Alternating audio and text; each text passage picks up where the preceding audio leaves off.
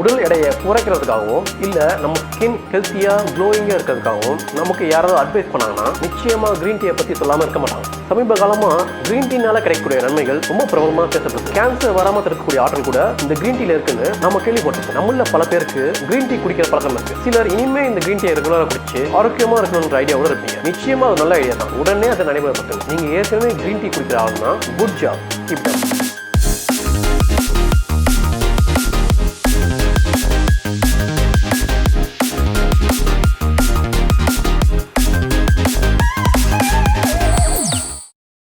Green டீனால் ஏற்படுற நமக்கு தெரியாத சில நன்மைகளை பற்றியும் அந்த நன்மைகளை பெற்றுக்கொள்கிறதுக்கு எந்த அளவுக்கு நம்ம க்ரீன் டீ எடுத்துக்கணுன்றதை பற்றியும் இந்த வீடியோவில் பார்க்கலாம். அது மட்டும் இல்லை, க்ரீன் டீ முதல்ல உருவான இடம், அதாவது க்ரீன் டீ யார் எங்கே முதல்ல கண்டுபிடிச்சாங்கன்ற சுவாரஸ்யமான தகவலை பற்றி இந்த வீடியோவில் பார்க்கலாம். க்ரீன் டீக்கு இந்த அளவுக்கு ஆரோக்கியம் தரக்கூடிய தன்மைகள் இருக்கா, அதை எப்படி தான் பதப்படுத்துறாங்கன்ற சந்தேகம் உங்களுக்கு இருந்தால் கட்டாயம் நீங்கள் இந்த வீடியோவை கடைசிக்கு பாருங்கள். சரி, நம்ம காணொலிக்குள்ள போகலாம். இந்த க்ரீன் டீயோட ஆரிஜின், அதாவது உலகத்தின் எந்த பகுதியிலிருந்து இது பயன்பாட்டுக்கு வந்ததுன்னு நீங்கள் கேள்விப்பட்டால் நிச்சயமாக ஆச்சரியப்படுவீங்க. 17ஆம் நூற்றாண்டில் ஜப்பான் தேசம் க்ரீன் டீயை இந்தியாவிலிருந்து இறக்குமதி பண்ணதா குறிப்புகள் இருக்குது. 300 வருஷத்துக்கு முன்னாடியே க்ரீன் டீயுடைய ஏற்றுமதியை இந்தியா பண்ணியிருக்கு. ஸோ க்ரீன் டீயுடைய பிறப்பிடம் சீனாவோ ஜப்பானோ இல்லை, நம்ம இந்தியா தான். சரி, இந்த க்ரீன் டீ எப்படி பதப்படுத்துறாங்க, எதனால் க்ரீன் டீ மற்ற பானங்களை விட ஆரோக்கியமான ஒன்றாக இருக்குது? ரகசியம் இதுதான். க்ரீன் டீயை அறுவடை பண்ணி பதப்படுத்தி அதை ஒரு பானமா, ஒரு ரெஃப்ரெஷ்மெண்ட் ட்ரிங்கா எடுத்துக்கிற வரைக்கும் க்ரீன் டீல இருக்கிற குளோரோஃபில் பாதுகாக்கப்படுது. குளோரோஃபில்ங்கிற தாவரங்கள்ல இருந்து கிடைக்கக்கூடிய பச்சை நிற பிக்மெண்ட் வேற எந்த ஒரு உணவு வகையிலையும் இந்த அளவுக்கு அதிகமா ஃப்ரெஷ்ஷா கிடைக்கிறது இல்லை.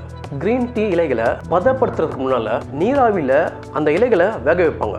இப்படி நீராவியை பயன்படுத்தி க்ரீன் பிக்மெண்ட்ஸை பிரேக் டவுன் பண்ணக்கூடிய என்சைம் அளிக்கப்படுது. இதனால தான் பல நிலைகளில் பதப்படுத்தப்பட்டு பேக்கெட்டில் அடைக்கப்பட்டு நம்ம கையில் கிடைக்கிற வரைக்கும் பச்சை நிறத்திலேயே இருக்கு. நாம் அதை வெந்நீரில் பயன்படுத்தும் போதும் அது ஃப்ரெஷ்ஷாக பச்சை நிறத்திலேயே இருக்கு. இப்படி பிரத்யேக முறையினால க்ரீன் டீ பதப்படுத்துறதுனால க்ரீன் டீயில் இருக்கக்கூடிய நற்குணங்கள் பாதுகாக்கப்படுது.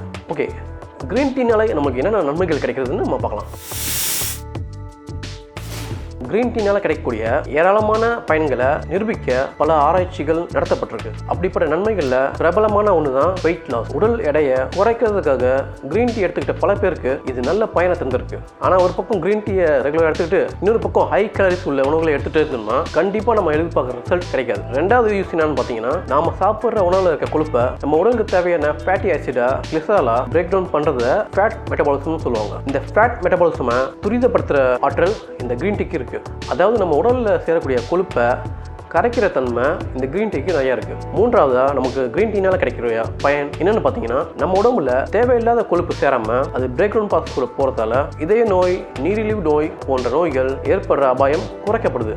நான்காவது விஷயம் என்னென்னா, நம்ம உடம்புல இன்சுலின் சுரக்கப்படுறத அதிகப்படுத்துகிற ஆற்றலும் ரத்தத்தில் இருக்க குளுக்கோஸ் லெவலை குறைக்கிற ஆற்றலும் க்ரீன் டீக்கு இருக்குது. டயபெட்டிஸை கட்டுக்குள்ளே வச்சுக்கிறதுல இந்த ரெண்டு விஷயத்துக்கு முக்கிய பங்கு இருக்குது. ஐந்தாவது, க்ரீன் டீ ஆன்டி ஆக்சிடென்ட் தன்மையை கொண்ட ஒரு பானம். உயிரணுக்கள் டேமேஜ் ஆகாமல் பாதுகாக்கிறதுல முக்கியமான பங்கு வகிக்கிறது இப்படிப்பட்ட ஆன்டி ஆக்சிடென்ட் தான். அதனால தான் கேன்சர் ஏற்படுற வாய்ப்பு குறைக்கப்படுது. இப்போ நம்ம பார்த்த பெனிஃபிட்ஸ் எல்லாமே ஏற்கனவே நிறைய பேருக்கு தெரிஞ்சது தான். ஆனால் நம்மள பல பேருக்கு தெரிஞ்சிடாத க்ரீன் டீனால் ஏற்படுற நன்மைகள் இருக்குது. அதில் முக்கியமான 4 நன்மைகளை பற்றி மட்டும் இப்போ நம்ம பார்க்கலாம். வயிற்றுப்போக்கு, டைஃபாய்டு, இந்த 2 நோய்களையும் குணப்படுத்துறதுல க்ரீன் டீ ரொம்பவே உதவியாக இருக்கும். சாதாரணமாக ஏற்படுற சளி ஜுரம் இப்படிப்பட்ட கண்டிஷனில் க்ரீன் டீ எடுத்துக்கிட்டால் ரொம்பவே நல்லது. ஏன்னா இப்படிப்பட்ட காமன் கோல்ட் ஃபீவருக்கெல்லாம் காரணமாக இருக்கிற இன்ஃப்ளூயன்சா வைரஸை எதிர்க்கிற சக்தி க்ரீன் டீக்கு இருக்குது. உங்களுக்கு ஃபங்கல் இன்ஃபெக்ஷன் ஏற்பட்டு அதுக்காக ட்ரீட்மெண்ட் எடுத்துகிட்டு இருந்தீங்கன்னா தினமும் ஒரு கப் க்ரீன் டீ எடுத்துக்கலாம். அப்படி செய்யும்போது சீக்கிரமாகவே அப்படிப்பட்ட ஃபங்கல் இன்ஃபெக்ஷன் அழிஞ்சிடும். நம்ம போன் ஸ்ட்ராங் ஆகணும், போன் மினரல் டென்சிட்டி அதிகரிக்கணும்னா நிச்சயமாக க்ரீன் டீ ஒரு அற்புதமான பானம்னு சொல்லலாம். நம்ம போன் உறுதியாக இருந்துச்சுன்னா ஃப்ராக்சர் ஏற்படுறதுக்கான வாய்ப்பு ரொம்பவே கம்மியாக தான் இருக்கும். எல்லாம் சரி, க்ரீன் டீல இவ்வளோ பெனிஃபிட்ஸ் இருக்கிறப்ப நம்ம எந்த அளவுக்கு க்ரீன் டீ எடுத்துக்கணுங்கிற கேள்வி நமக்கு வரலாம். ஒரு நபர் தன்னோட எடையில 1 கிலோக்கு 1/2 கிராம் அப்படிங்கிற அளவில் எடுத்துக்கிறது சரியா இருக்கும். அதாவது சிம்பிளா சொல்லணும்னா 2 to 3 கிராம் இருக்கக்கூடிய டீ பேக்கை ஒரு நாளைக்கு பயன்படுத்தணும். இப்படி தொடர்ச்சியா 30 நாளைக்கு நம்ம க்ரீன் டீ எடுத்துக்கணும்னா கணிசமான அளவில் அதனோட பயன்களை நம்ம பார்க்கலாம். அப்புறம் என்ன, இனிலேருந்து ரெகுலராக க்ரீன் டீ எடுத்துக்க ஆரம்பிங்க. நிச்சயமாக உங்கள் ஆரோக்கியத்தை அதிகரிக்கிறதுக்கு இது ஒரு நல்ல மூவாக இருக்கும். இந்த வீடியோ உங்களுக்கு யூஸ்ஃபுல்லாக இருந்தால் உங்களுக்கு பிடிச்சவங்களுக்கு இதை ஷேர் பண்ணுங்கள். சப்ஸ்கிரைப் பண்ணலன்னா மறந்துடாமல் சப்ஸ்கிரைப் பண்ணுங்கள். அடுத்த வீடியோவில் பார்க்கலாம்.